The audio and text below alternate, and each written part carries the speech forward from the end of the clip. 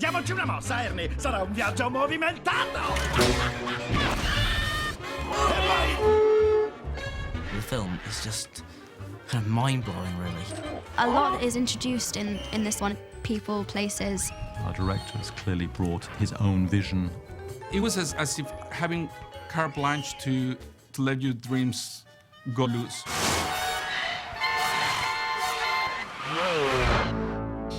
Our main thing for Gary Oldman's character was he had to look like he'd been in Azkaban.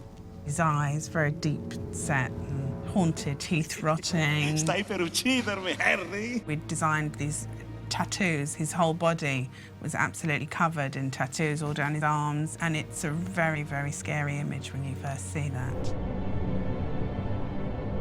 His description in the book is he has this sort of like long, kind of greasy hair, and he's got a face like a corpse when you first see him. We tried a good few looks with him before we ended up with the look we had. Harry! And we tried very, very short hair, where over the 12 years I'd gone grey. We tried it bearded, not bearded.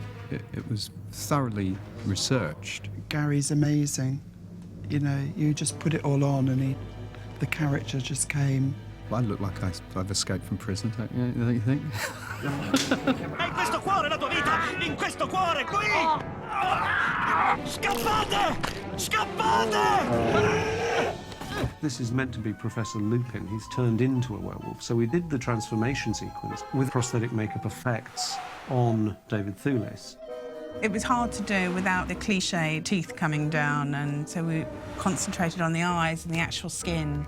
Alfonso wanted him with 2 big scars down his face so that could follow on to the werewolf, so you could get the connection between the two of them. I'd never actually done anything with that scale of prosthetics before. To watch yourself transform over the space of 6 hours is just remarkably fascinating, and watch yourself become unrecognisable was exciting. Action! Nails. You go as far as you can using the actor because you want the performance, but there's a point where you're going to kill your actor. So obviously you then mutate away from the human and go into the virtual. When we actually talked about the transformations, you know, we had to consider how Lupin was going to transform into the werewolf. Most of it was achieved inside the computer with his head turning into the werewolf. That in itself is just exciting, just because of the energy of the creature just kind of transforming through. And then the other main one was Peter Pettigrew.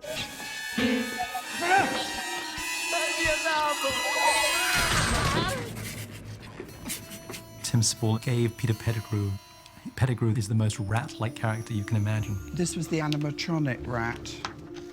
It was making the connection between, you know, Peter Pettigrew being the rat, and that to make him look as rat-like as we could. The wig, we tried to get the texture of the rat, the colour, balding pieces, scaly skin. And we had the teeth made, little pair of teeth. We wanted him, because he used his hands a lot, and we had little nails made to stick on, so they were like little claws. The wonderful thing is that as soon as you start putting the character on, any doubts you had about the way you were going to play it, you know, they come together. Non sono stato un buon amico, un bravo animaletto. Non mi farai consegnare ai Dissennatori, vero? Ero il tuo topino! When we were first approached about doing the first Harry Potter, they said it's just some children. And actually, it's turned into a great deal more than just some children. Andiamo, muoviamoci, muoviamoci. Sì, amico.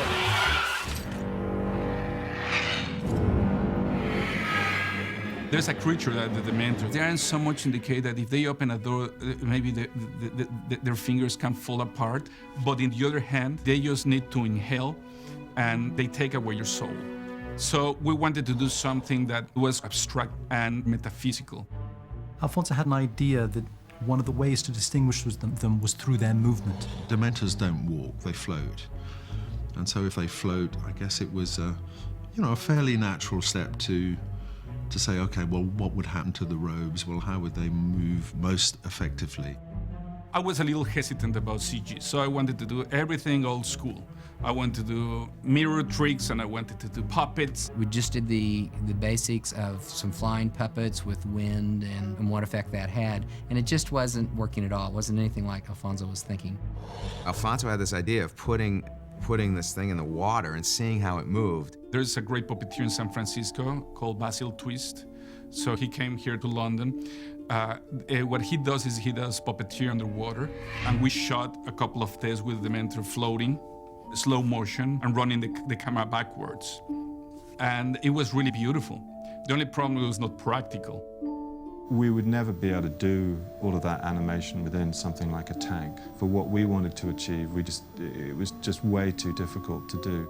We realized at the time that we'd have much more control over what these things look like, how they behaved, how they performed, if you put them in a CGI environment.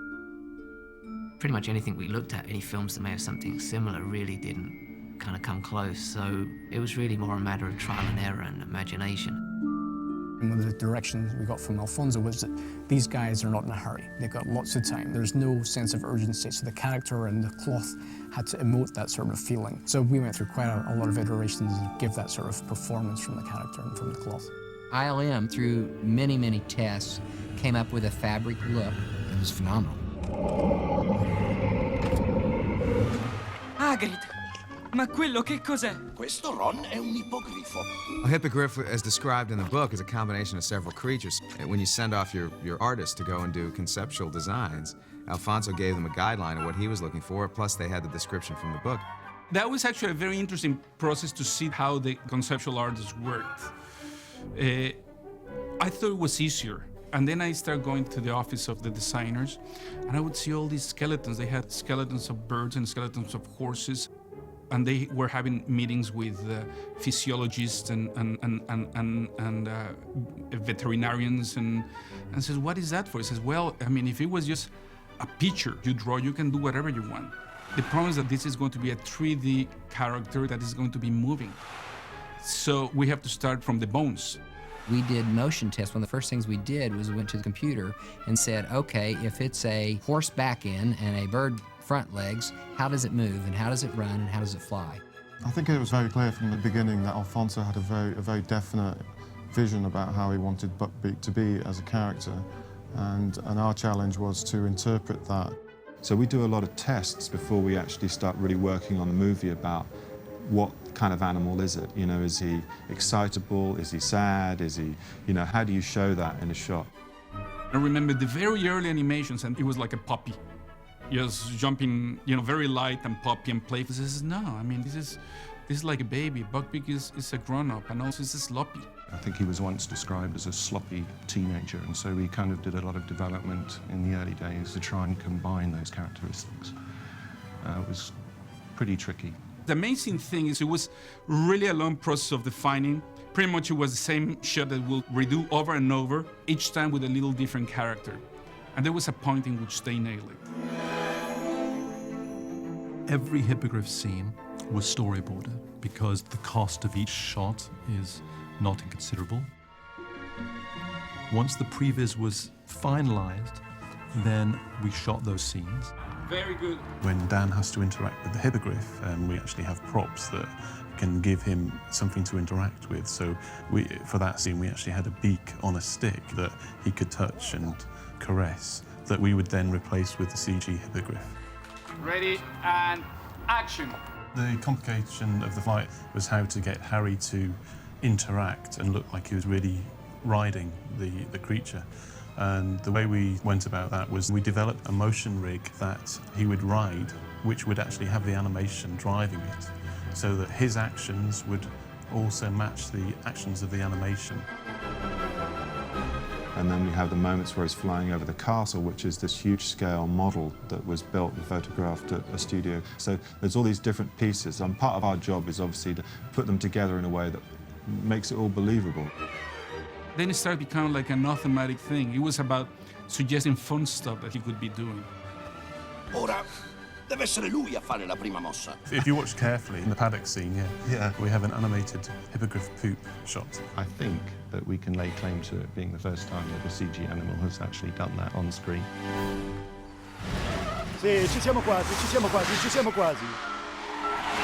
This particular Buckbeak is our number 3 Buckbeak, and he was designed to be in the backgrounds of shots where he's the reference for all the CG work, because, of course, if it's a CG creature, it's not there, and the kids have nothing to perform against. And if you can put something like this there, then the kids know exactly what they're dealing with and can react to it. The thing. He was difficult because every material we used, we had to be sure could be matched by the CG guys. The manufacturing period was 4.5 months of solid work. The hippogriff skin is a tailored lycra, but over that is a feather skin. Each feather has been individually artworked by a team of people over months. And of course, everything we build is a prototype. So we don't know when we start exactly how we're going to build it. We have to try mocking things up, see how it works, hoping we reach the end of the road before it's time to shoot it. If a creature has to perform on location, you've got to figure out how you get him there, how he's going to behave within that environment. It's a nightmare because it's not something you can service. You can't run off to the nearest shop and buy a new part. It's incredibly labour-intensive, incredibly specialised work to make it move correctly. Buckbeak was a phenomenal piece of design. I mean, how the hell those guys do it. I mean, it's got like 5,000 electric motors in it making it do. I mean, at times, you'd look at it and be moving its head and blinking, you think, just any moment it's going to stand up and fly off. Pare sia il luogo più infestato di spiriti della Gran Bretagna. L'avevo già detto. 2 volte. The Shrieking Shack is on a mountainside outside Hogwarts and is racked by the wind and the blizzard and it moves. Inside the Shrieking Shack, things like doorways and windows were actually triangulating. So it became quite an interesting construction for us, as well as the construction department, to try and make all these things come alive. So we had to build a frame that would move backwards and forwards that we could then build the set inside. And this, of course, had to be completely safe because the actors were and the crew were in it throughout the scene. Expelliarmus! Benvenuti sul Nottetempo, mezzo di trasporto di emergenza per maghi e streghe in difficoltà. The night bus was particularly interesting for us to actually achieve a bus of such height. We cut a bus in half, lifted it, and then constructed the middle section. It was found that a normal London bus was going to be too slow for the sequence, so we obviously had to make a bus that could produce probably twice the speed. The other thing is that every move that we made, it was like a circus moving because there was this whole entourage driving all around London. Every time it goes round a corner and it rocks one way and then it rocks back the other, they wanted everything in the bus to be rocking, including the actors inside. 3, 2, 1, go! We built an interior that was mounted on top of a hydraulically controlled motion base. This allows us to move the bus from side to side under controlled conditions. It just allows the unit to shoot inside and get the shots that you wouldn't be able to get out in the streets. Forza amico, il pedicurale tu! Sbriga! I wanted Hogwarts and Scotland, where we shot, to have like really a predominant role in this film. So we would see the characters together with a very sharp and huge Hogwarts in the background, or the really dramatic landscape of Scotland.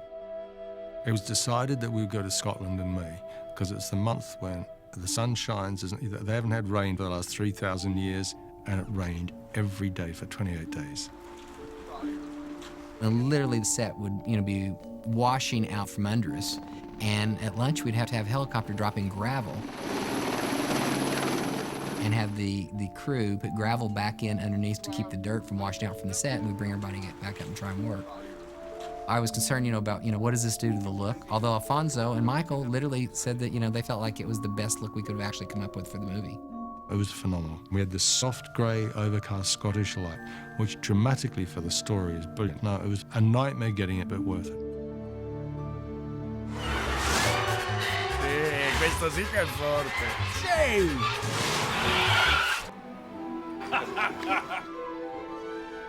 The universe of Harry Potter is a universe that was very eloquent.